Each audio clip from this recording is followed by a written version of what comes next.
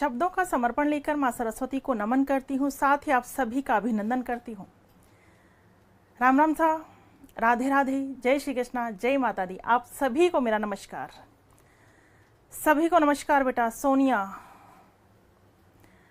मोहम्मद शाहरुख, मनीषा, मुस्कान, सुरेश यादव, बिल्कुल मैं आ चुकी हूँ बेटा। और सभी को राम राम, सभी को नमस्कार। यस,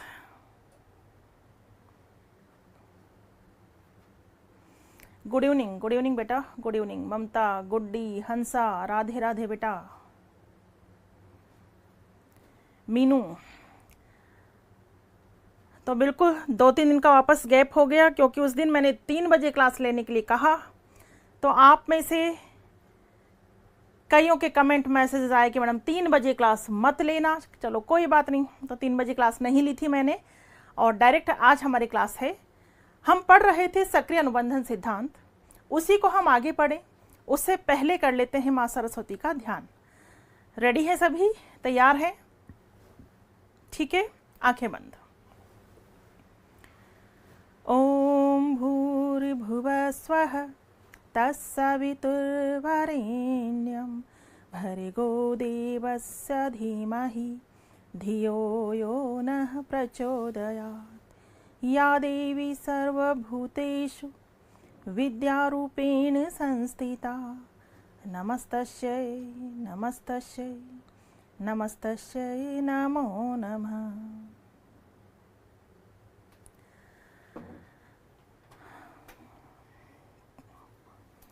यस स्वाति बेटा, यस रिवीजन कर लिया आपने, वेरी गुड बेटा। जो इन सिद्धांतों का हाथों हाथ रिवीजन करते चले जाएंगे, उनके दिल दिमाग में सिद्धांत बहुत अच्छे से फिट हो जाएंगे, क्योंकि रिवीजन हाथों हाथ किया जाए तो मज़ा आ जाता है। बिल्कुल वो ज्ञान, वो पढ़ा हुआ दिमाग में बिल्कुल स्थायी हो जाता है। तो आपको इसी तरह से पढ़ना है। थॉर्नडाइक का सिद्धांत हम पढ़ चुके थे, पावलोव का सिद्धांत हम पढ़ चुके थे, और स्किनर का सिद्धांत हम पढ़ चुके थे। बट मैंने आपसे कहा था कि स्किनर के सिद्धांत में कुछ बातें मैं और आपको बताऊंगी। ठीक, स्किनर ने दिया था सक्रिय अनुबंधन सिद्धांत, क्रिया प्रसूत अनुबंधन कह दो, कार्यात्मक प्रतिबद्धता कह दो, साधनात्मक अनुबंधन कह दो, नैमित्तिक अनुबंधन कह दो, ठीक है, आरएस थ्योरी कह दो। ये सिद्धांत किसने दिया था? स्किनर ने दिया था। प्रयोग किस पर किया था? चूहे और कबूतर पर। मुख्य शब्द यहाँ क्या है? क्रिया और पुनर्बलन। और एक शब्द की बात करें तो वो कौन सा शब्द है? पुनर्बलन। ठीक है, पुनर्बलन। अब आगे हम थोड़ी सी बात करेंगे। ठीक है, आगे क्या बात करने वाले हैं? सबसे पहले अपना रजिस्टर और पेन निकाल लीजिए सभी। रजिस्टर और पेन सभी निकाल लीजिए भाई। ठीक है, और हेडिंग डालिए। ठीक है, हम क्या पढ़ने जा रहे हैं? वही वाला सिद्धांत। कौन सा? सक्रिय अनुबंधन सिद्धांत। सक्रिय अनुबंधन सिद्धांत। ठीक है, इसका पार्ट 2 पढ़ रहे हैं हम। पार्ट फर्स्ट पहले पढ़ चुके हैं, पार्ट 2।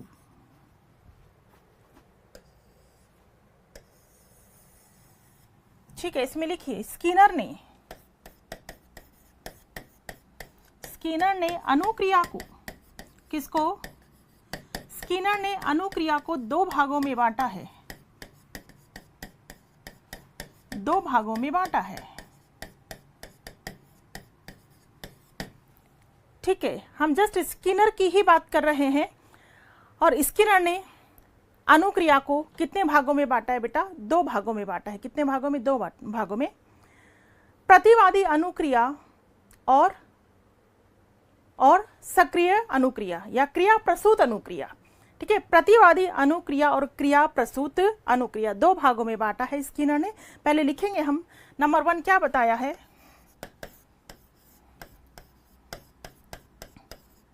प्रतिवादी अनुक्रिया, इंग्लिश में कहेंगे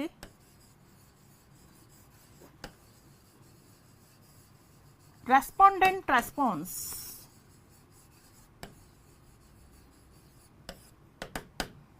रेस्पोंडेंट रेस्पॉन्स लिख लीजिए पहले। साउथ से good morning, good evening. Okay छोटी, आप साउथ से बोल रही हैं? क्या बात है, क्या बात है बेटा।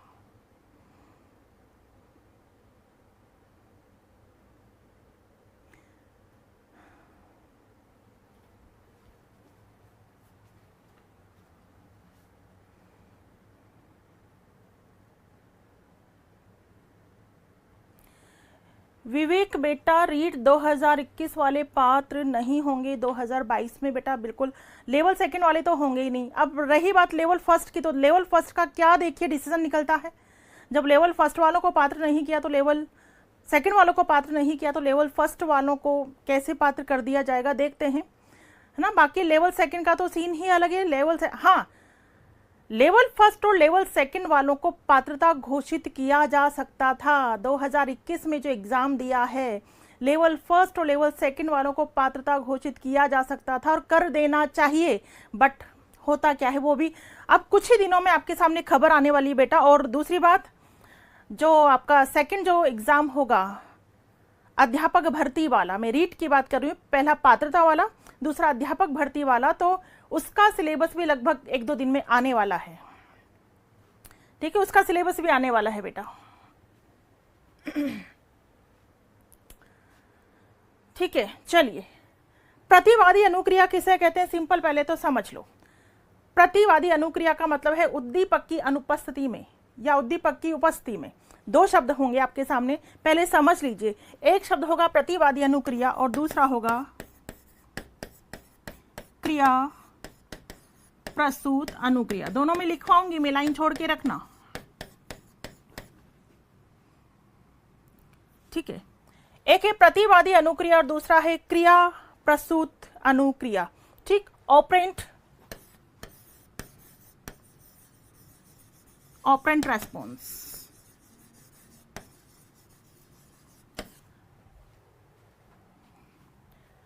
यहां तो क्या होती है, प्रतिवादी अनुक्रिया किसे कहते हैं, जहां उद्दीपक सामने उपस्थित होता है, और क्रिया प्रसूत किसे कहते हैं, जहां उद्दीपक सामने नहीं होता है। ठीक है, प्रतिवादी अनुक्रिया ही टाइप एस थ्योरी कहलाती है और क्रिया प्रसूत टाइप आर थ्योरी। ठीक, यहां देखिए प्रतिवादी अनुक्रिया यानी कि यहां पर उद्दीपक उपस्थित रहता है। जैसे पावलोव का प्रयोग आपने देखा, पावलोव के प्रयोग में लार कब गिरी, जब सामने क्या था, भोजन था। अनुक्रिया कब हुई, जब सामने क्या था, भोजन था। तो प्रतिवादी अनुक्रिया उसे कहेंगे पावलोव वाले प्रयोग को, पावलोव वाले सिद्धांत को, क्योंकि वहां पर उद्दीपक सामने उपस्थित था। बट क्रिया प्रसूत में उद्दीपक सामने उपस्थित नहीं था। उद्दीपक की अनुपस्थिति में की गई क्रिया कौन सी क्रिया कहलाती है, क्रिया प्रसूत अनुक्रिया। उद्दीपक अनुपस्थित था मतलब उपस्थित नहीं था। जैसा कि चूहे का प्रयोग आपने देखा, चूहा अपने आप में स्वाभाविक क्रियाएं कर रहा था। ठीक है, ऐसा नहीं कि वो भोजन को देखकर क्रिया कर रहा था, उद्दीपक को देखकर क्रिया कर रहा था, नहीं, उद्दीपक को देखकर तो क्रिया कहाँ हो रही थी, पावलोव वाले में हो रही थी। ठीक है, पावलोव वाले में हो रही थी, बिल्कुल। तो प्रतिवादी अनुक्रिया किसे कहते हैं वो लिखिए, पहले यहां पर लिखिए उद्दीपक की उपस्थिति में, उद्दीपक की उपस्थिति में की गई क्रिया,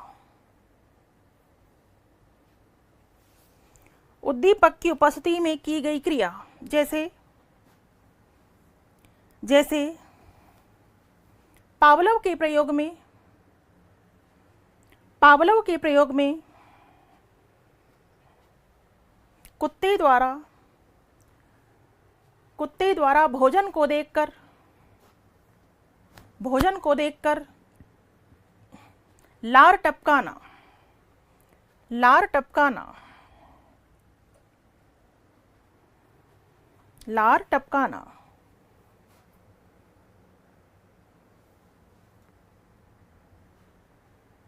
इस प्रकार के अनुबंधन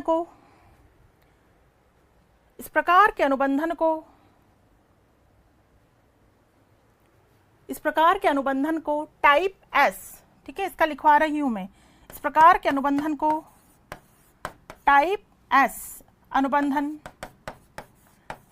अनुबंधन माना जाता है, टाइप एस अनुबंधन माना जाता है।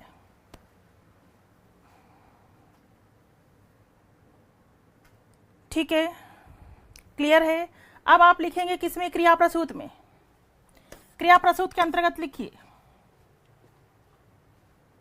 उद्दीपक की अनुपस्थिति में, लिखिए यहां उद्दीपक की अनुपस्थिति में की गई क्रिया, उद्दीपक की अनुपस्थिति में की गई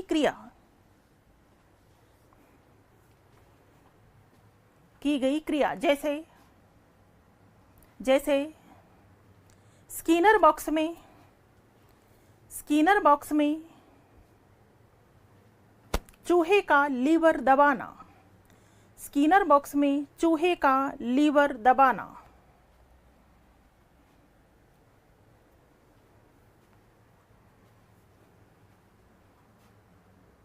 इस प्रकार के अनुबंधन को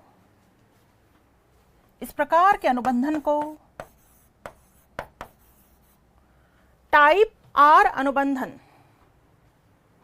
इस प्रकार के अनुबंधन को टाइप आर अनुबंधन भी कहा जाता है। टाइप आर अनुबंधन भी कहा जाता है। बिल्कुल Nagma Bano, type S Pavlov and type R Skinner. ठीक है, टाइप आर क्या होगा? स्किनर। टाइप एस पावलोव और टाइप आर स्किनर।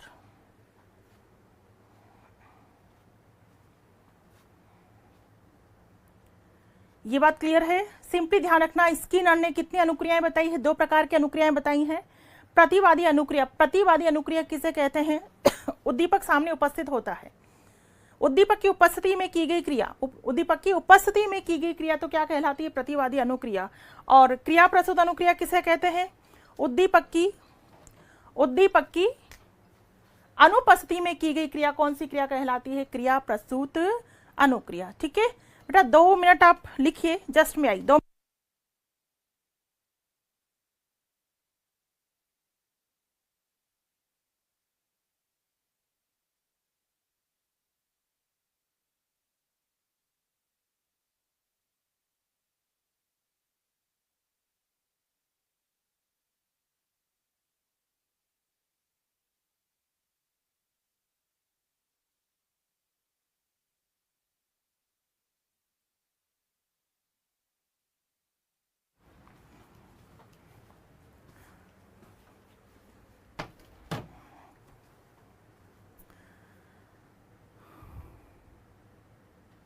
ठीक है भाई, क्लियर? 2 प्रकार की अनुक्रिया लिख लीजिए। आगे चलें।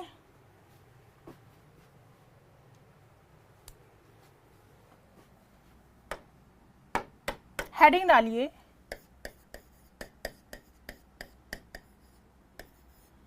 क्रिया प्रस्तुत अनुबंधन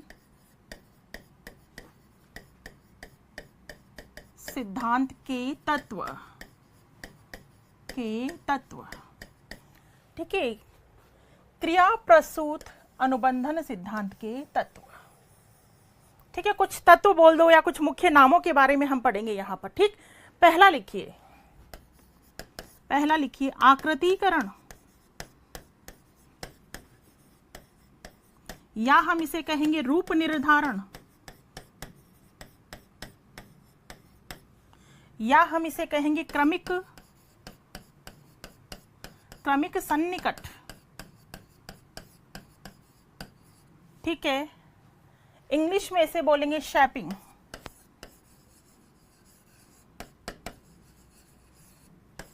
लिखिए, पहला शब्द यहां किसके बारे में हम पढ़ रहे हैं? आकृतिकरण कह दो, रूप निर्धारण कह दो, क्रमिक सन्निकट कह दो, शब्दों पर आपको फोकस करना है, या कह दो शेपिंग। ठीक है, या कह दो शेपिंग।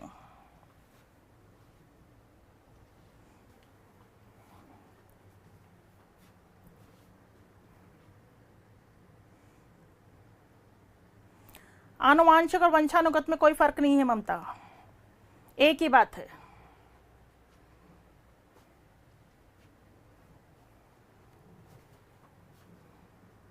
ये लिख लिया सभी ने? किसे कहते हैं आकृतिकरण? सिंपल सी बात है, बालक के व्यवहार में परिवर्तन लाने के लिए धीरे धीरे जो पुनर्बलन दिया जाता है, पुनर्बलन देकर के बालक के व्यवहार को का आकृतिकरण किया जाता है। ठीक है, जैसा हम चाहते हैं वैसा व्यवहार बालक करे, उसे जस्ट क्या कहते हैं? आकृतिकरण या रूप निर्धारण, क्रमिक सन्निकट, शेपिंग। शेप में लाया जाता है बच्चे के व्यवहार को। तो इसमें लिखिए, बालक के व्यवहार में, लिखिए इसमें, बालक के व्यवहार में परिवर्तन लाने के लिए, बालक के व्यवहार में परिवर्तन लाने के लिए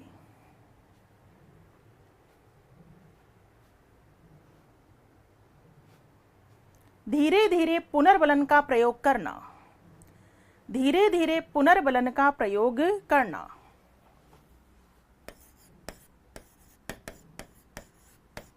धीरे धीरे पुनर्बलन का प्रयोग करना।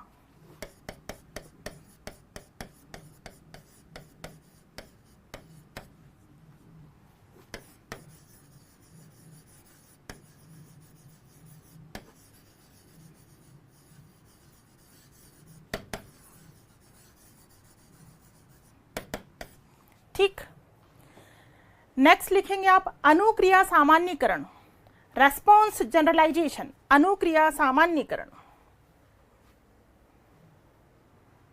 अनुक्रिया सामान्यीकरण। जल्दी से लिखिए दूसरा शब्द, अनुक्रिया सामान्यीकरण।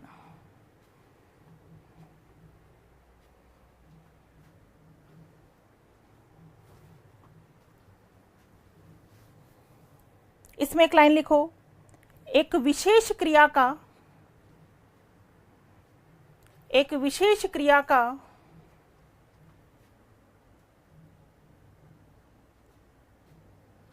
एक विशेष क्रिया का दोहराना ही अनुक्रिया सामान्यीकरण है। एक विशेष क्रिया का दोहराना ही अनुक्रिया सामान्यीकरण है। अनुक्रिया सामान्यीकरण है। ठीक है, विशेष क्रिया का दोहराना सिंपल, आपने पढ़ा, आपने देखा कि चूहे पर प्रयोग किया गया था। चूहड़ ने बार बार एक ही जैसी अनुक्रिया की, अनुक्रिया सामान्यीकरण। बार बार जाता है, लीवर को दबाता है तो भोजन आ जाता है, बार बार जाता है, लीवर को दबाता है तो भोजन आ जाता है।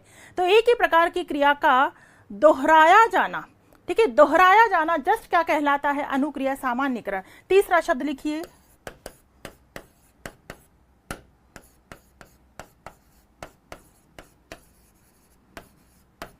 ठीक है, तीसरा शब्द लिखेंगे श्रृंखलाबद्धता। श्रृंखलाबद्धता, श्रृंखलाबद्धता को हम कह सकते हैं चैनिंग।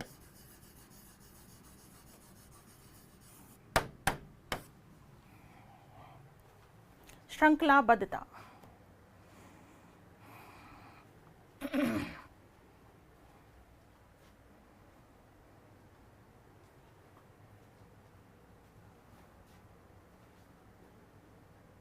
इसमें लिख लो सभी क्रियाओं का परस्पर श्रृंखलाबद्ध होना।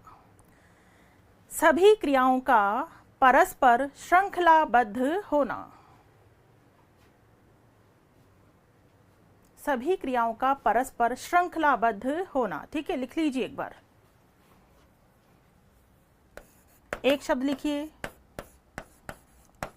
टोकन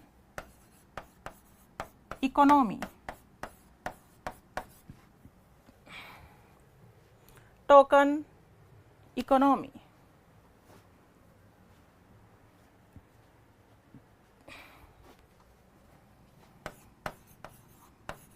मुद्रा मितव्ययिता, या हम इसे कह सकते हैं सांकेतिक व्यवस्था।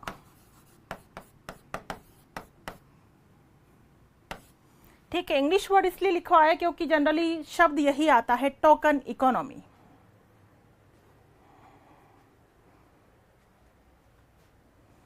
Token economy.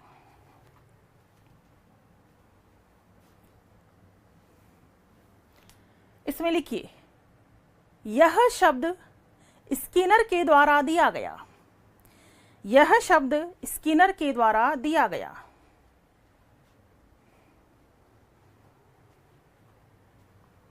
आगे लिखो, जब बालक उचित व्यवहार करता है, जब बालक उचित व्यवहार करता है तो उसे पुनर्बलन के रूप में, पुनर्बलन के रूप में टोकन दिया जाता है। टोकन दिया जाता है।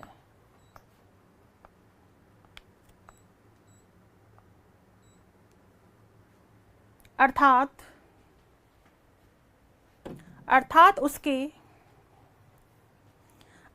उसके प्रतीक सही व्यवहार पर, प्रतीक सही व्यवहार पर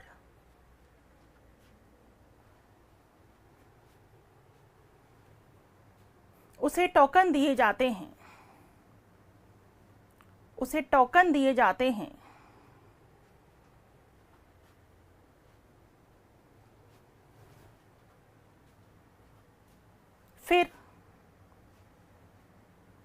फिर टोकन के एकत्रित होने पर,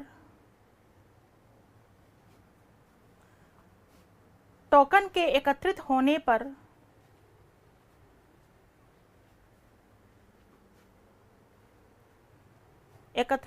पर उन्हें पुरस्कार में तब्दील किया जाता है, पुरस्कार में तब्दील किया जाता है। अभी सब बता रहे नगमा बेटा, एक बार लिख लो, पुरस्कार में तब्दील किया जाता है।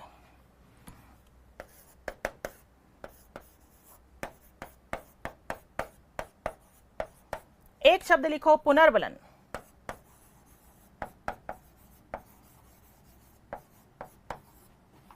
रीइंफोर्समेंट,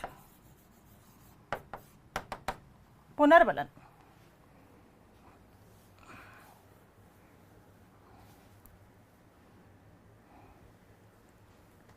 पुनर्बलन लिखो।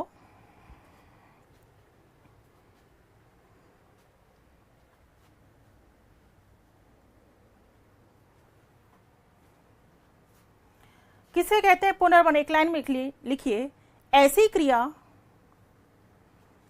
क्रिया जो अनुक्रिया की संख्या में वृद्धि करती है, जो अनुक्रिया की संख्या में वृद्धि करती है, जो अनुक्रिया की संख्या में वृद्धि करती है, पुनर्बलन कहलाती है, पुनर्बलन कहलाती है।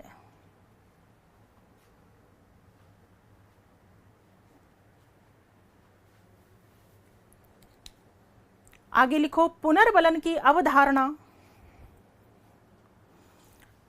पुनर्बलन की अवधारणा स्किनर के द्वारा दी गई, स्किनर के द्वारा दी गई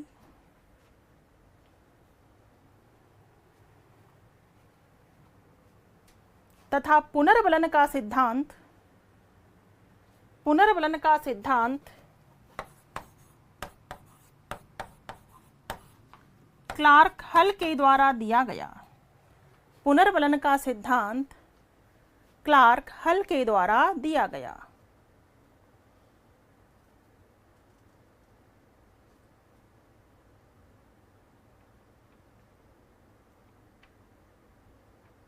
क्लार्क हल के द्वारा दिया गया।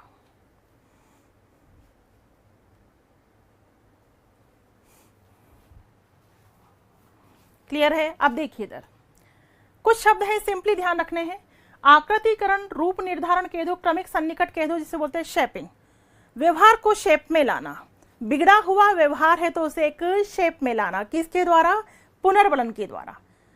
यानी बालक के व्यवहार में परिवर्तन लाने के लिए धीरे धीरे उसे पुनर्बलन देना क्या कहलाता है? आकृतिकरण कहलाता है, रूप निर्धारण कहलाता है। ठीक है, बिल्कुल बच्चा गलत व्यवहार कर रहा है, हम उसे नकारात्मक पुनर्बलन दें, तुरंत उसे रोके, तुरंत उसे टोके। अच्छा व्यवहार कर रहा है, तुरंत हम उसे सकारात्मक पुनर्बलन दें।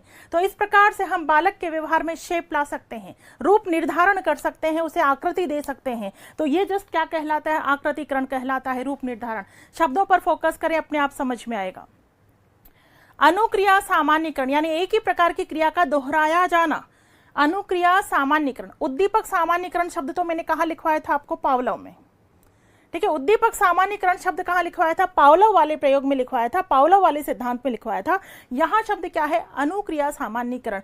एक ही क्रिया का बार बार दोहराया जाना, बार बार। जैसे चूहे ने लीवर पे पैर रखा, ठीक है, लीवर पर, और खट की आवाज आई तो उसको क्या मिला? भोजन। अब रुकेगा क्या? वो बार बार उसी अनुक्रिया को करेगा। इसे जस्ट क्या कहते हैं? अनुक्रिया सामान्यकरण। श्रृंखलाबद्धता, एक के बाद एक श्रृंखला, पहले ऐसा किया, फिर ऐसा किया, फिर ऐसा किया। ठीक है, एक के बाद एक श्रृंखला, आपस में परस्पर संबंध होना श्रृंखलाओं का, कि पहले ये, फिर ये और फिर उसके बाद ये, श्रृंखलाबद्धता। टोकन इकोनॉमी मैंने आपको बताया, टोकन इकोनॉमी शब्द का प्रयोग किसने किया है? स्किनर ने किया है। ठीक है, किसने किया? स्किनर ने किया है। टोकन इकोनॉमी जस्ट क्या होता है, जैसे ही बच्चा कोई अच्छा काम करता है, उचित व्यवहार करता है, तो जस्ट हम उसे टोकन दे देते हैं, है ना। टोकन के रूप में कोई भी चीज दी जा सकती है, जस्ट एक कार्ड दिया जा सकता है ना, प्राइस टैग दिया जा सकता है, कुछ भी चीज उसे दी जा सकती है। बच्चे से कई बार कहा जाता है कि बेटा ये टोकन मिल रहे हैं, जैसे आपके पास 10 टोकन हो जाएंगे ना, 10 टोकन जैसे ही आपके पास हो जाएंगे, आपको ये चीज दिलाई जाएगी। जैसे आपके पास 10 टोकन्स हो जाएंगे, यानी 10 बार आपने अच्छा व्यवहार किया, एक एक टोकन आपको मिला, जैसे आपके पास टोकन एकत्रित हो जाएंगे, कलेक्ट हो जाएंगे, तो कुछ भी प्रलोभन बच्चे को दिया जाता है 10 टोकन होने के बाद। ठीक है, आपको मूवी दिखाने ले जाएंगे, या 10 टोकन होने के बाद आपको साइकिल दिलाई जाएगी। ठीक है, इस तरह से, यानी वो टोकन एकत्रित होकर फिर किस में तब्दील कर दिए जाते हैं? किसी पुरस्कार में तब्दील कर दिए जाते हैं। ये जस्ट क्या होता है? टोकन इकोनॉमी का होता है। जस्ट वे ऑफ रीइंफोर्समेंट, मतलब पुनर्बलन का एक तरीका है कि पुनर्बलन हम बच्चे को किस प्रकार से दे रहे हैं। तो आपको ध्यान रखना है कि पूछ लिया जाए टोकन इकोनॉमी शब्द का प्रयोग किसने किया है, तो बेटा स्किनर ने किया है।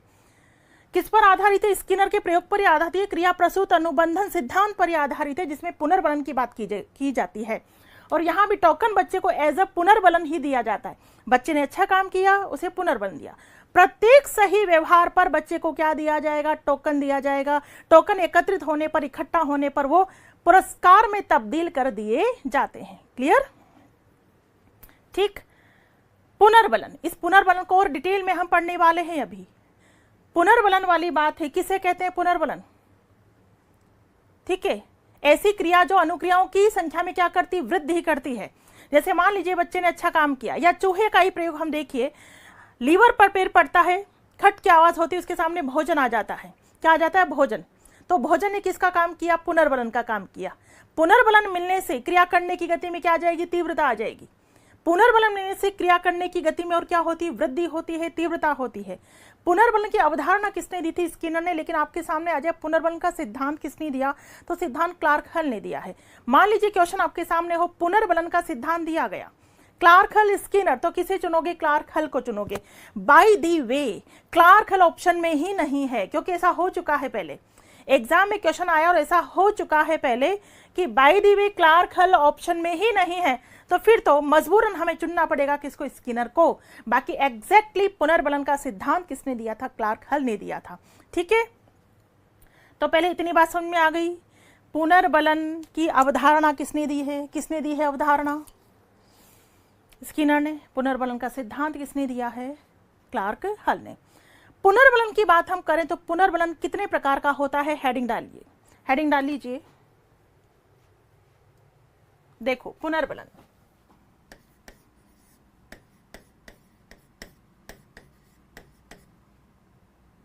ठीक है, और पुनर्बलन कितने प्रकार का होता है? 2 प्रकार का। पहला सकारात्मक पुनर्बलन, ठीक है, और दूसरा नकारात्मक पुनर्बलन। लिख लो जल्दी से। पुनर्बलन 2 प्रकार के होते हैं, सकारात्मक और नकारात्मक। ठीक है, सकारात्मक और नकारात्मक।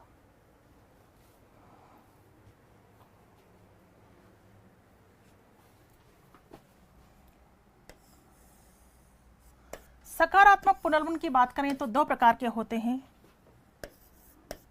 प्राथमिक पुनर्बलन, प्राइमरी, और द्वितीयक पुनर्बलन। द्वितीयक कह दो या गौण कह दो। प्राथमिक पुनर्बलन और द्वितीयक पुनर्बलन। प्राथमिक पुनर्बलन की बात करें तो प्राथमिक में कौन से पुनर्बलन आ जाते हैं बेटा? प्राथमिक में जो जन्मजात कह दो, जैविकीय कह दो, शारीरिक पुनर्बलन कह दो। इसके अंतर्गत भोजन, पानी, नींद, काम आदि, ये पुनर्बलन आते हैं। द्वितीयक पुनर्बलन जो बाह्य रूप से हमें प्राप्त होते हैं, ठीक है, बाह्य रूप से प्राप्त होते हैं जैसे प्रशंसा,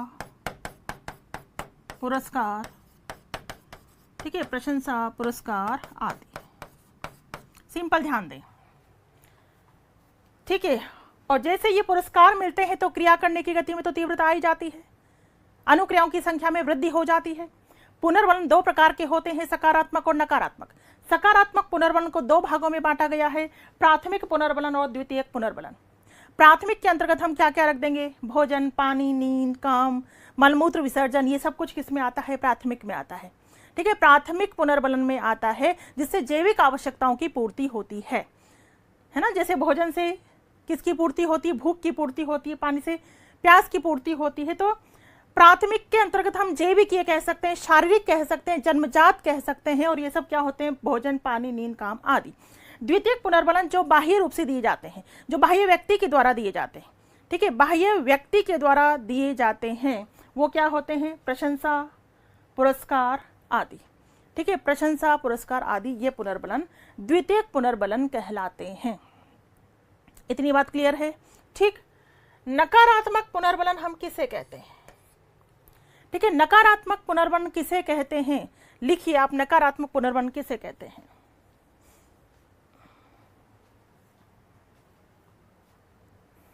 लिखिए पहले इसमें, नकारात्मक में लिखो किसे कहते हैं,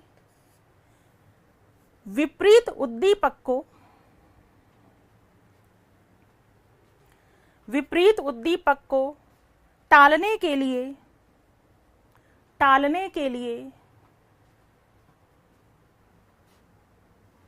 की गई क्रिया, की गई क्रिया,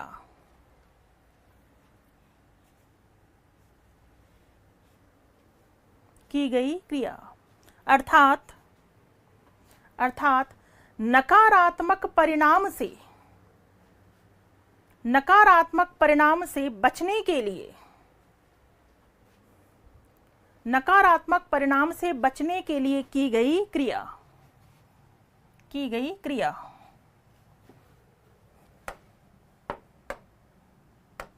की गई क्रिया, ठीक है।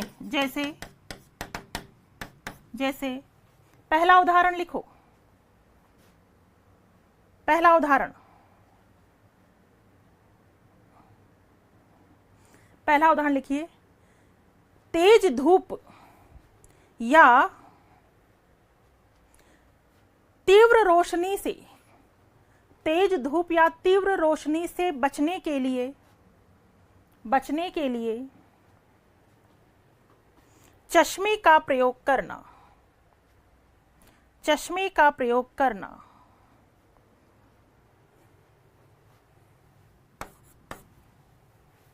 चश्मे का प्रयोग करना। ठीक है, दूसरा उदाहरण लिखो, सर्दी से बचने के लिए, सर्दी से बचने के लिए ऊनी वस्त्रों का प्रयोग करना, ऊनी वस्त्रों का प्रयोग करना।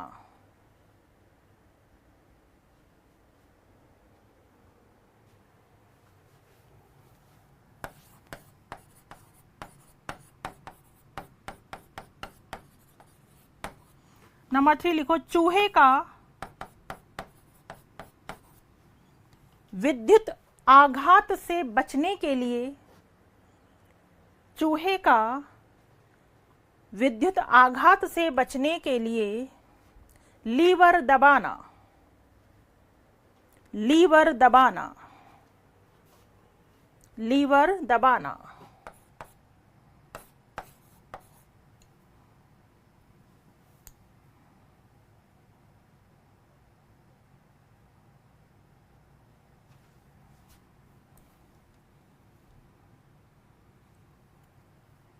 ठीक है, नेक्स्ट लिखेंगे, दंड से बचने के लिए,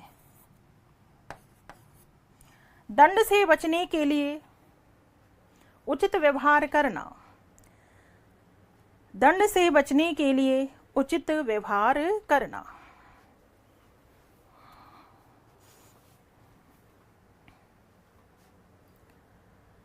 ठीक है, सिंपल सी चर्चा एक बार वापस समझ लीजिए।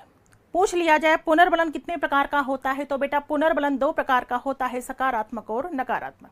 ठीक है, पुनर्बलन 2 प्रकार का होता है, सकारात्मक और नकारात्मक। सकारात्मक पुनर्बलन की हम बात करें, सकारात्मक पुनर्बलन 2 प्रकार का होता है, प्राथमिक और द्वितीयक। प्राथमिक पुनर्बलन के अंतर्गत क्या क्या आ जाते हैं, भोजन, पानी, नींद, काम, ये सब आ जाते हैं। द्वितीयक पुनर्बलन जो बाह्य व्यक्ति के द्वारा दिया जाता है, जो बाह्य व्यक्ति के द्वारा दिया जाता है अच्छे शब्दों के द्वारा। ठीक है, अच्छे शब्दों के द्वारा, जैसे मैं आपको पुनर्बलन दूं सकारात्मक, शाबाश बेटा, वेरी गुड, बहुत बढ़िया, आपने अच्छा काम किया, आज आपको ये पुरस्कार दिया जाता है। छोटा सा बच्चा अच्छा काम करता है बेटा, टॉफी दी जाती है, उसे चॉकलेट दी जाती है। आपको पता होगा कि आजकल बिल्कुल सकारात्मक पुनर्बलन देने के बहुत सारे तरीके होते हैं। पहले तो आपको पता होगा कि आपके समय में भी लगभग जब आप अच्छा काम करके ले जाते थे तो teacher good, very good, excellent देते थे, लेकिन आज गुड, वेरी गुड का चलन कम हो गया है। टीचर पुनर्बलन के रूप में कॉपी में स्टार बना देते कि स्टार मिला है, स्माइली फेस बना देते कि स्माइली फेस मिला है। यही बच्चे की दृष्टि से उचित पुनर्बलन होते हैं। ठीक है, यही बच्चे की, तो किसी भी तरह से अच्छे शब्दों के द्वारा बच्चे की प्रशंसा करना, किसी भी तरह से उसे पुरस्कार देना, चाहे वो पुरस्कार, चाहे वो चॉकलेट कॉपी में ही बना दी गई है, उसे खाने के लिए नहीं मिली है, फिर भी वो बच्चे की दृष्टि से सकारात्मक पुनर्बलन है। ठीक है, टीचर कई बार कॉपी में ही चॉकलेट बना देता है, लो आपको एक टॉफी मिली क्योंकि आपने अच्छा काम किया है, स्टार मिला है क्योंकि आपने अच्छा काम किया है, स्माइली फेस मिला है क्योंकि आपने अच्छा काम किया है। ये जस्ट कौन सा पुनर्बलन होता है, जो बाह्य व्यक्ति के द्वारा दिया जाता है, और ये पुनर्बलन किस में आते हैं, सकारात्मक में आते हैं। जबकि नकारात्मक पुनर्बलन विपरीत परिणाम से बचने के लिए, ठीक है, विपरीत परिणाम से बचने के लिए जो पुनर्बलन होता है, तेज धूप में यदि जाओगे तो तेज धूप में जाने से बिल्कुल आंखें थोड़ी सी झुलस सकती हैं, तो तेज धूप से बचने के लिए आंखों में चश्मे का प्रयोग करना। सर्दी, ठीक है, सर्दी से बिल्कुल आप बीमार पड़ सकते हो, ठंड लग सकती है, तो उन्हीं वस्त्रों का प्रयोग करना। चूहे का विद्युत आघात से बचने के लिए लीवर को दबाना, और दंड से बचने के लिए उचित व्यवहार करना। ये सब कौन सा पुनर्बलन है, नकारात्मक पुनर्बलन। विपरीत परिणाम से बचने के लिए, है ना, जो भी क्रिया की जाती है वो कौन सा पुनर्बलन कहलाती है, कौन सा पुनर्बलन, नकारात्मक पुनर्बलन कहलाती है। पुनर्बलन में आपको इतनी बात ध्यान रखनी है। अब मैं आपसे बात करूंगी, ठीक है, अब मैं आपसे बात करूंगी किसकी, पुनर्बलन अनुसूची की। तो हेडिंग डालेंगे आप, हेडिंग डाल लीजिए,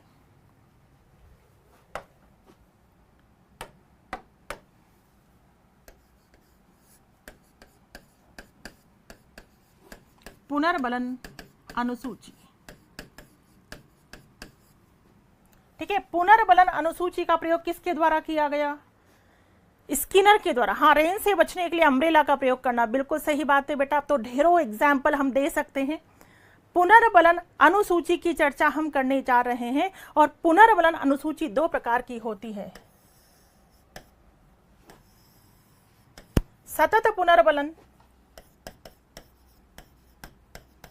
सतत पुनर्बलन और आंशिक पुनर्बलन, आंशिक पुनर्बलन।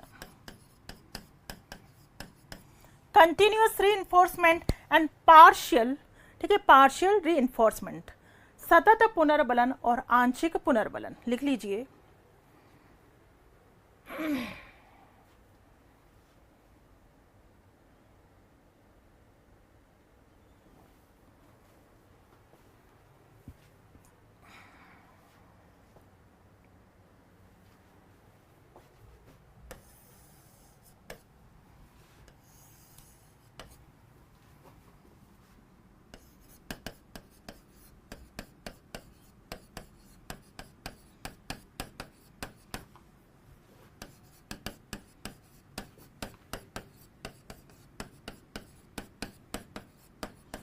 ये जो आंशिक पुनर्बलन है, इसको 2 भागों में बांट लीजिए, अनुपात पुनर्बलन और अंतराल पुनर्बलन। ठीक है, अनुपात और अंतराल। आपका जो अनुपात पुनर्बलन है, ये दर को प्रदर्शित करता है, रेशियो को, द रेशियो को, और ये वाला जो पुनर्बलन है वो समय को, टाइम को प्रदर्शित करता है। किसको, टाइम को। ठीक है, 2 प्रकार के हैं, अनुपात और अंतराल।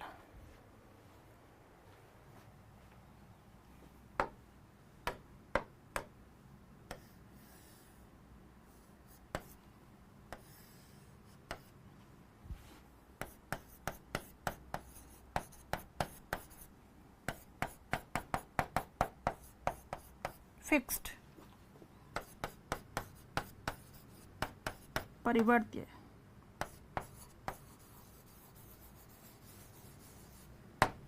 वेरिएबल। ठीक है, अंतराल भी इसी तरह से दो प्रकार का होता है, निश्चित, फिक्स्ड और परिवर्त्य।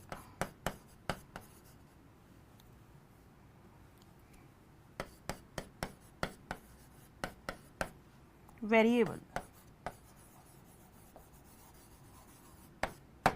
लिख लो पहले।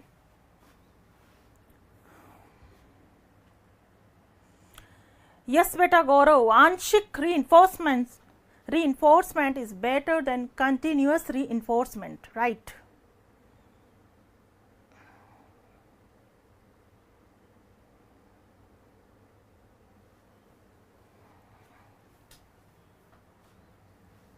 कमलेश बेटा उल्टा अर्थ आप ले गए। दंड से बचने के लिए, विपरीत परिणाम से बचने के लिए उचित व्यवहार करना। ठीक है, जहां भी विपरीत परिणाम से बचने के लिए उचित व्यवहार होगा वो कौन सा आ जाएगा? नकारात्मक में आएगा। ठीक है, दंड से बचने के लिए, तेज धूप से बचने के लिए, विद्युत आघात से बचने के लिए, ये सारी चीज।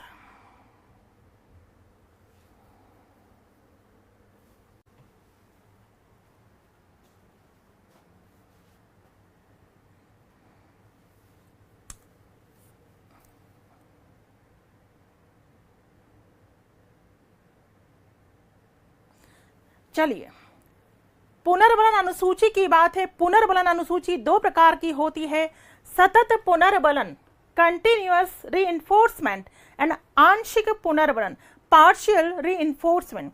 सतत यानी लगातार, लगातार पुनर्बलन देना, लगातार पुनर्बलन देना, लगातार पुनर्बलन देना। आंशिक यानी कभी कभी, कभी कभी, जो बच्चे के लिए सडन सरप्राइज होता है कि उसे कब पुनर्बलन मिल जाए। यदि बच्चे को हर क्वेश्चन पर बार बार पुनर्बलन मिल रहा है तो इतना असर उस पर नहीं होगा। लेकिन आंशिक पुनर्बलन यानी बीच बीच में कभी कभी बच्चे को हम पुनर्बलन देंगे तो उसे अच्छा लगेगा, उसे लगेगा कि हाँ, इस क्वेश्चन पर मुझे, इस आंसर पर मुझे पुनर्बलन मिला है, यानी मैंने ये आंसर बहुत ही बेहतरीन तरीके से दिया है। तो वो हर आंसर को उसी जोश के साथ, उसी अच्छी तरीके से देने की कोशिश करेगा। तो सतत यानी लगातार, आंशिक यानी कभी कभार। ठीक, अब आंशिक पुनर्बलन की बात आती है। आंशिक पुनर्बलन को दो भागों में बांटा गया, अनुपात पुनर्बलन और अंतराल पुनर्बलन। अनुपात पुनर्बलन दर को प्रदर्शित करता है, जबकि अंतराल पुनर्बलन किसको प्रदर्शित करेगा? समय को। ये दर को कैसे? जैसे मान लीजिए कि दर है निश्चित में, ये निश्चित कर लिया टीचर ने कि हर 5वें प्रश्न पर उसे क्या दिया जाएगा? पुनर्बलन। ठीक है, दर हर 5वें प्रश्न पर, फिर 10 पर, फिर 15 पर, फिर 20 पर, फिर 25 पर, है ना, उसे क्या दिया जाएगा? पुनर्बलन। ये फिक्स हो गया। बच्चे को भी पता है कि बीच में तो पुनर्बलन मिलेगा नहीं। ठीक है, 5वें पर ही मिलेगा, 5 के बाद सीधे कब मिलेगा? 10 पर ही पुनर्बलन मिलेगा, फिर 15 वाले क्वेश्चन पर मिलेगा, फिर 20 वाले क्वेश्चन पर मिलेगा, ऐसे पुनर्बलन मिलेगा। ये कौन सा हो गया? फिक्स्ड। जबकि परिवर्त्य में कहीं भी पुनर्बलन दे सकता है टीचर। जो भी आंसर उसे बेहतरीन लगेगा, जो भी आंसर उसे थोड़ा डिफरेंट लगेगा, वहां कहीं भी पुनर्बलन दिया जा सकता है। मे भी दूसरे क्वेश्चन पर दे दिया जाए, हो सकता है तीसरा क्वेश्चन भी उसने बहुत अच्छा आंसर दिया हो सकता है तीसरे पर भी दे दिया जाए, फिर हो सकता है सीधे 7वें क्वेश्चन पर उसे पुनर्बलन मिले, फिर हो सकता है कि सीधे उसे 11 प्रश्न पर पुनर्बलन मिले। कहने का मतलब है कि एक्साइटमेंट यहां रहता है। अगर आपसे पूछा जाए कि सतत पुनर्बलन बेटर है या आंशिक, तो सीधी सी बात है, ये ज्यादा अच्छा होगा। ठीक है, कंपैरेटिवली ये ज्यादा अच्छा पुनर्बलन होगा, आंशिक पुनर्बलन। फिर पूछ लिया जाए कि निश्चित पुनर्बलन ज्यादा अच्छा होगा या परिवर्त्य, तो सीधी सी बात है, परिवर्त्य पुनर्बलन ज्यादा अच्छा होगा। ठीक है, परिवर्त्य पुनर्बलन ज्यादा अच्छा होगा। अंतराल पुनर्बलन में समय इंगित होता है। समय, जैसे कि मान लीजिए घर में पेरेंट्स बच्चे को हर 2 घंटे में क्या देते हैं? पुनर्बलन। निश्चित है कि बच्चे को सुबह 9 बजे पुनर्बलन मिलेगा, फिर 11 बजे मिलेगा, फिर 1 बजे मिलेगा, फिर 3 बजे पुनर्बलन मिलेगा, हर 2 घंटे बाद। या फिर जैसे कोई भी कार्य करता है, जो कहीं भी ऑफिस में या कहीं भी जॉब करते हैं, तो उनको पुरस्कृत किया जाता है, पुरस्कृत किया जाता है हर महीने में, हर महीने में पुरस्कृत किया जाता है। तो कोई नया चीज आप सामने वाले में नहीं देखेंगे, क्योंकि उसे पता है कि हर महीने हमें तो पुरस्कृत किया ही जाएगा। जबकि परिवर्त्य में कभी भी सडन होता है, अचानक होता है। हो सकता है कि बच्चे को सुबह से पुनर्बलन नहीं मिला और बिल्कुल दिन के 1 बजे उसे पुनर्बलन दिया गया, या फिर जो कर्मचारी हैं, जरूरी नहीं है हर महीने में, हो सकता है एक कर्मचारी को 20 दिन के अंतर्गत ही पुरस्कृत कर दिया गया, और हो सकता है एक का नंबर 3 महीने बाद आया, क्योंकि 3 महीने बाद उसने ऐसा कोई काम किया जिसके द्वारा उसे पुरस्कृत किया गया। तो ये कौन सा पुनर्बलन होगा? परिवर्त्य। ठीक है, परिवर्त्य होगा। तो बात समझ में आ गई होगी, बिल्कुल सिंपल है। ठीक है, क्लियर है? क्लियर? ठीक है, ये तो प्रकार है बेटा, अनुपात और अंतराल। अनुपात में दर प्रदर्शित होती है, अंतराल में समय प्रदर्शित होगा। अच्छा कौन सा है, बेटर कौन सा? यहाँ प्रश्न उठता है, निश्चित या परिवर्त्य? परिवर्त्य, वेरिएबल। ठीक है, निश्चित या परिवर्त्य? परिवर्त्य। यहाँ से सतत या फिर आंशिक? आंशिक पुनर्बलन ज्यादा अच्छा होता है। यहाँ तक ये बात समझ में आ गई। तो इसी के साथ स्किनर वाली बात पूरी हो जाती है। तो स्किनर में आपने सारी चीजें पढ़ चुके हैं आप, सक्रिय अनुबंधन सिद्धांत, क्रिया प्रसूत अनुबंधन सिद्धांत, कार्यात्मक प्रतिबद्धता सिद्धांत, या कह दो नैमित्तिक अनुबंधन सिद्धांत, या कह दो साधनात्मक अनुबंधन सिद्धांत, या कह दो RS थ्योरी या R टाइप थ्योरी। ठीक है, RS थ्योरी या फिर R टाइप थ्योरी। क्रिया प्रसूत R टाइप है, S टाइप तो कौन सा है? पावलोव वाला। ठीक है, फिर आपने पढ़ा कि स्किनर ने प्रयोग किस पर किए थे? चूहे पर किए थे और कबूतर पर किए थे। प्रयोग किस पर? चूहे और कबूतर पर प्रयोग किए। प्रयोगों से निष्कर्ष क्या निकला कि क्रिया करते रहना चाहिए, और जब भी बच्चा क्रिया करे उसे क्या दो? पुनर्बलन। ये 2 मुख्य शब्द थे, क्रिया और पुनर्बलन। एक शब्द की बात आए तो सबसे मुख्य शब्द कौन सा है? पुनर्बलन। ठीक है, चूंकि स्किनर क्रियाओं पर विशेष जोर देते हैं, इसीलिए उन्होंने थॉर्नडाइक के SR सिद्धांत को किसमें बदल दिया? RS में बदल दिया, यानी उद्दीपक अनुक्रिया सिद्धांत को अनुक्रिया उद्दीपक सिद्धांत में बदल दिया। आपसे पूछ लिया जाए अनुक्रिया उद्दीपक सिद्धांत स्किनर और उद्दीपक अनुक्रिया सिद्धांत थॉर्नडाइक। ठीक है, उद्दीपक अनुक्रिया सिद्धांत थॉर्नडाइक और अनुक्रिया उद्दीपक सिद्धांत तो स्किनर। क्लियर? प्रयोग क्या किया गया था आपको पता है। शैक्षिक महत्व में हमने पढ़ा, एक शब्द मुख्य रूप से निकल करके आ रहा है क्या? पुनर्बलन। ठीक है, पुनर्बलन शब्द निकल के आ रहा है कि जब भी बच्चा उचित क्रिया करे उसे क्या दें? पुनर्बलन। पुनर्बलन 2 प्रकार का होता है, सकारात्मक और नकारात्मक। यदि हम समय रहते हुए बच्चे को पुनर्बलन दे दे तो हम बच्चे में अपेक्षित व्यवहारगत परिवर्तन ला सकते हैं। जो अभिक्रमित अनुदेशन है, अभिक्रमित अनुदेशन भी इसी सिद्धांत पर आधारित है। ठीक है, अभिक्रमित अनुदेशन जो स्किनर के द्वारा दिया गया, अभिक्रमित अनुदेशन भी इसी सिद्धांत पर आधारित है, क्योंकि उसमें भी बच्चा अनुक्रिया करता है, अनुक्रिया करने के बाद उसे क्या दिया जाता है? पुनर्बलन दिया जाता है। ठीक है, इस सिद्धांत में जो क्रिया है वो परस्पर संबंधित होती है। श्रृंखला, श्रृंखला शब्द का प्रयोग यही हुआ है, श्रृंखला कह दो या श्रृंखलाबद्धता कह दो। फिर हमने पढ़ा कि स्किनर ने अनुक्रियाओं को कितने भागों में बांटा है? 2 भागों में बांटा है, प्रतिवादी अनुक्रिया और क्रिया प्रसूत अनुक्रिया। प्रतिवादी अनुक्रिया टाइप S, क्रिया प्रसूत अनुक्रिया टाइप R।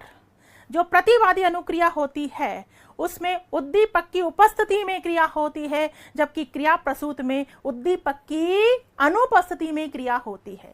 प्रतिवादी टाइप S पावलोव, क्रिया प्रसूत टाइप R स्किनर। ठीक है, फिर हमने कुछ शब्द देखे। पहला शब्द हमने क्या देखा? आकृतिकरण, जिसे हम रूप निर्धारण कह सकते हैं, क्रमिक सन्निकट कह सकते हैं। ठीक है, क्रमिक सन्निकट, शेपिंग जिसे कहते हैं। शेपिंग यानी बालक के व्यवहार में परिवर्तन लाने के लिए धीरे धीरे उसे क्या देना? पुनर्बलन देना। अनुक्रिया सामान्यकरण, एक ही क्रिया का दोहराया जाना अनुक्रिया सामान्यकरण। श्रृंखलाबद्धता यानी एक के बाद एक, और परस्पर क्रियाओं का क्या होना? संबंधित होना, और एक के बाद एक क्रिया होना, श्रृंखलाबद्धता। टोकन इकोनॉमी आपको बता चुकी हूँ, टोकन इकोनॉमी शब्द का प्रयोग भी स्किनर ने किया है। टोकन इकोनॉमी यानी जब भी बच्चा अच्छा व्यवहार करता है, पुनर्बलन के रूप में उसे क्या दिया जाता है? टोकन दिया जाता है, और जब टोकन कलेक्ट हो जाते हैं तो वो पुरस्कार में तब्दील हो जाते हैं। उसके बाद हमने क्या पढ़ा? पुनर्बलन शब्द पढ़ा। पुनर्बलन की अवधारणा किसने दी? स्किनर ने, लेकिन सिद्धांत तो हम आगे पढ़ेंगे जो किसने दिया है, क्लार्क हल ने दिया है। पुनर्बलन कितने प्रकार का होता है, 2 प्रकार का होता है, सकारात्मक और नकारात्मक। सकारात्मक पुनर्बलन कितने प्रकार का होता है, 2 प्रकार का होता है, प्राथमिक और गौण।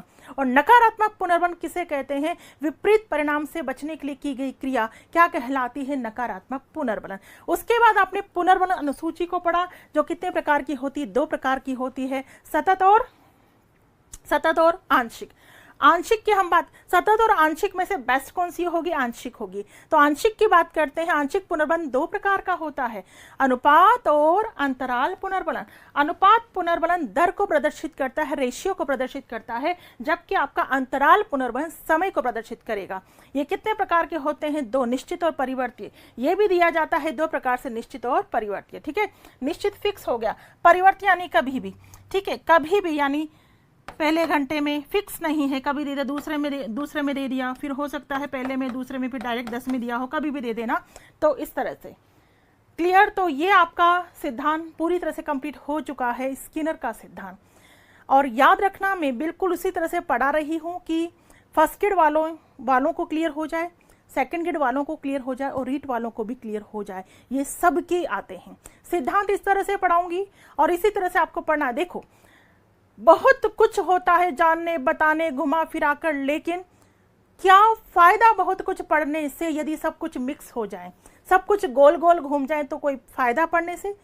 पढ़ने के बाद कंफ्यूजन क्रिएट हो जाए तो कोई फायदा पढ़ने से? नहीं। एक एक सिद्धांत को मैं बिल्कुल क्लियर तरीके से पढ़ाऊंगी कि वहां आपके जो भी डाउट है वो बिल्कुल क्लियर रहे। पहले सिद्धांत की यदि मैं बात करूं, थॉर्नडाइक वाले उद्दीपक अनुक्रिया सिद्धांत की, उसमें आपको क्या शब्द ध्यान रखने हैं, क्या शब्द ध्यान रखना है उसमें? अभ्यास ध्यान रखना है, अभ्यास वर्ड, ठीक है, और निरंतर प्रयास ध्यान रखना है, करके सीखना ध्यान रखना है। बिल्ली की किसी ने मदद नहीं की, निरंतर वो प्रयास करती चली गई, उसने अभ्यास किया, करके सीखा, ये चीज वहां ध्यान रखनी है। ये चीज वहां आप भी निरंतर प्रयास करोगे, अभ्यास करोगे, करके सीखोगे तो निश्चित रूप से आपको असफलता में क्या मिलेगी, सफलता, निराशा में आशा, आत्मविश्वास जागृत होगा, आत्मनिर्भरता की बात आएगी। यही बताया था उद्दीपक अनुक्रिया सिद्धांत में। जबकि पावलोव वाले में आपको क्या ध्यान रखना है, हाँ, सतर्क, श्रव्य दर्शन, पुनरावृत्ति ध्यान रखना है। पुनरावृत्ति जो कि यांत्रिकता की ओर ले जाती है, सब कर रहे हैं, हम भी कर रहे हैं, क्यों कर रहे हैं ये पता नहीं है। अरे ऐसी पुनरावृत्ति जो सोच समझ कर की जाती है वो क्या कहलाती है, अभ्यास। और ऐसी पुनरावृत्ति जो मशीनी तरीके से की जाती है वो जस्ट पुनरावृत्ति कहलाती है। और मशीनी तरीके से पुनरावृत्ति कहाँ हो रही है, पावलोव में। हाँ, शास्त्रीय अनुबंधन सिद्धांत कहा गया है उसे कि परंपरागत तरीका है, ये प्राचीन तरीका है कि सब करते जाते हैं, हम भी करते चले जाते हैं। सबने कहा ऐसा होता है तो हमने भी कहा हाँ ऐसा होता है। सबने कहा पैर मत हिलाया कर, अपशगुन होता है, तो हमने भी कहते चले गए पैर मत हिलाया कर, अपशगुन होता है। क्या अपशगुन होता है, क्यों होता है, ये यहाँ से नहीं सोचा। वो जस्ट कौन सा सिद्धांत है, पावलोव वाला। जबकि स्किनर वाले में 2 शब्द मुख्य रूप से आपको ध्यान रखने हैं, क्रिया और पुनर्बलन। यहाँ ये कहा गया है कि क्रिया, जब भी बच्चा क्रिया करे उसे क्या दो, पुनर्बलन दो। सही क्रिया करे सकारात्मक पुनर्बलन, गलत पर नकारात्मक पुनर्बलन। ठीक है, पुनर्बलन वाली बात कही गई है, पुनर्बलन की अवधारणा दी गई है किसके द्वारा, स्किनर के द्वारा। यहां तक की बात आपको पूरी तरह से क्लियर हो चुकी होगी। ठीक है, 3 सिद्धांत बहुत अच्छे से पढ़ चुके हैं। हाथों हाथ आप रिवाइज करते चले जाएंगे तो आपके लिए बहुत ज्यादा बेनिफिशियल रहेगा, कहीं कोई कंफ्यूजन क्रिएट नहीं होगा, क्योंकि बेटा सिद्धांत तो बहुत सारे पढ़ने हैं। ठीक है, बहुत सारे पढ़ने हैं। 3 सिद्धांत आप पढ़ चुके हैं। चौथा सिद्धांत हम पढ़ेंगे कौन सा, गेस्टाल्ट सिद्धांत। गेस्टाल्ट या सूझ एवं अंतर्दृष्टि का सिद्धांत, जिसे पूर्णाकार का सिद्धांत भी कहते हैं, जिसे समग्रता का सिद्धांत भी कहते हैं, वो सिद्धांत हम पढ़ेंगे कल। ठीक है, वो सिद्धांत हम कल पढ़ेंगे, नेक्स्ट क्लास में पढ़ेंगे। आज आप में से अगर कोई कुछ पूछना चाहता है तो पूछ लीजिए। नेक्स्ट सिद्धांत की चर्चा हम कल करने वाले हैं। यस, जो भी कोई कुछ पूछना चाहता है बिल्कुल पूछ सकते हैं।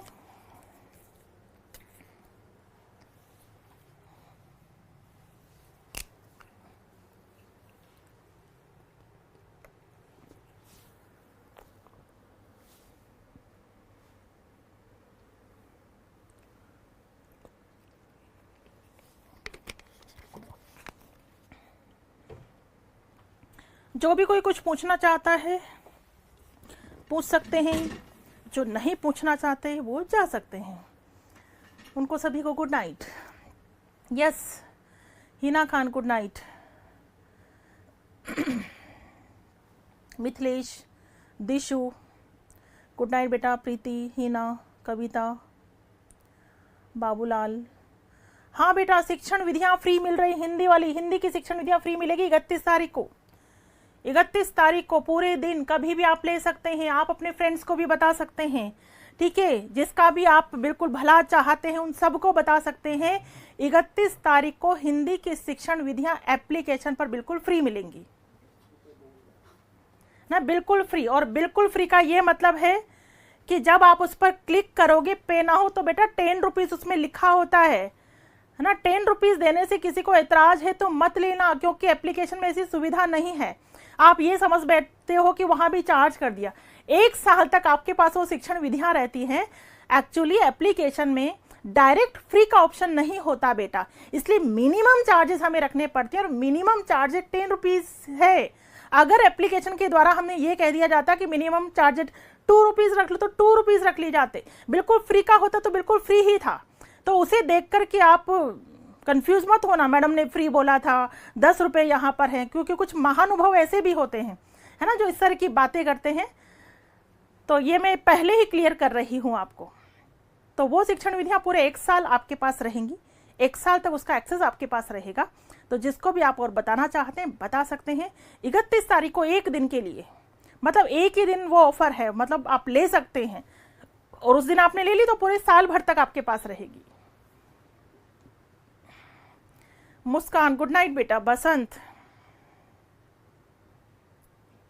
फर्स्ट किट कब तक आएगी? देखो बेटा हम भी इंतजार ही कर रहे हैं। टेलीग्राम चैनल बेटा डॉक्टर वंदना जादव ऑफिशियल नाम से है।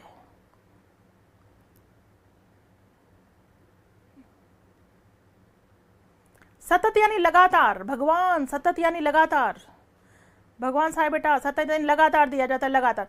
बच्चे से 10 प्रश्न पूछ रहे, 10 प्रश्न पर शाबाश बेटा, फिर बच्चे से दूसरा प्रश्न पूछा शाबाश बेटा, उसे बोलते हैं सतत।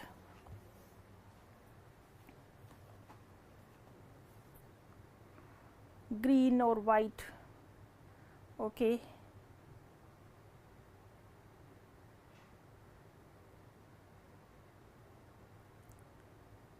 शुभ रात्रि बेटा। शारदा, कीर्ति, भगवान साय ले लिया आपने, ओके।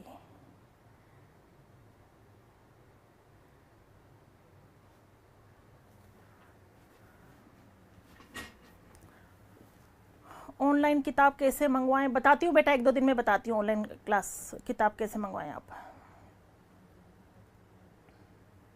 हाँ बेटा 8 बजे का ही रह रहा है टाइम, बिल्कुल 8 बजे रखा है, कि उस दिन 3 बजे रखा था। इतने सारे मैसेजेस आए आपके 3 बजे का नहीं, 3 बजे नहीं, 3 बजे नहीं, तो वो क्लास ही मैंने कैंसिल की। फिर वहीं मिलेंगी बेटा सारी क्लासेज, जिनकी पहले की क्लासेज छूट चुकी वहीं पर मिलेंगी, है ना। ऊपर एक लाइन चल रही होती है, वहाँ फिर आप रिकॉर्डेड पे, क्योंकि ये हर लाइव क्लास रिकॉर्डेड में तब्दील हो जाती है बेटा।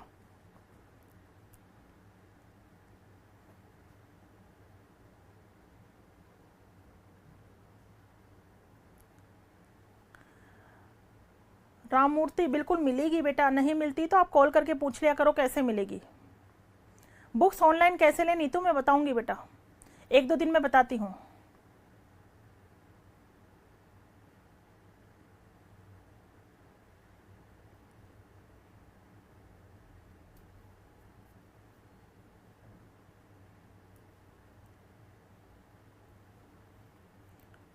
फ्री शिक्षण विधियाँ केवल हिंदी की मिल रही है बेटा, हिंदी की।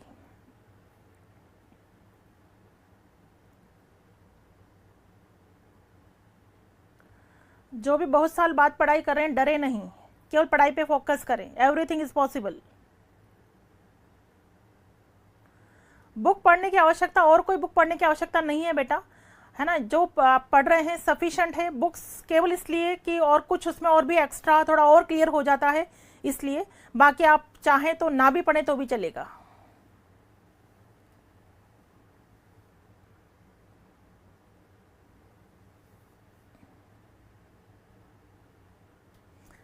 दो घंटे की क्लास बिल्कुल कर देंगे बेटा, जैसे आवश्यकता होगी। अभी आवश्यकता नहीं है तो मैं समझती हूँ कि अभी कोई सी आवश्यकता नहीं है। काफी टाइम है अभी।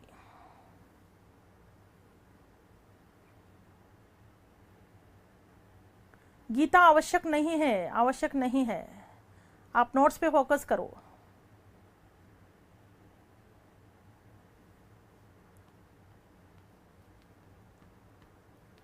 हाँ, संडे को क्लास नहीं हुई बेटा, एकता संडे को नहीं हुई क्लास।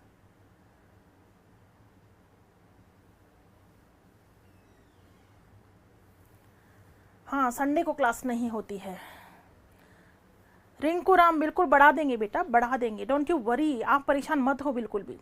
और बहुत सारे सब्जेक्ट है ना पढ़ने के लिए, वो भी पढ़ो बेटा। चलिए तो बाकी चर्चा कल करते हैं बेटा। हिंदी शिक्षण विधियों में सब कुछ मिलेगा बेटा, पीडीएफ वगैरह सब कुछ है उसमें, सब कुछ है। 1 घंटे बहुत कुछ, वही ना, अलग अलग विचार है, कोई कहते 1 घंटे बहुत होता है, कोई कहता है 2 घंटे पढ़ाओ, है ना। लेकिन मैं वो करूंगी जो मैं करना चाहूंगी, ठीक है।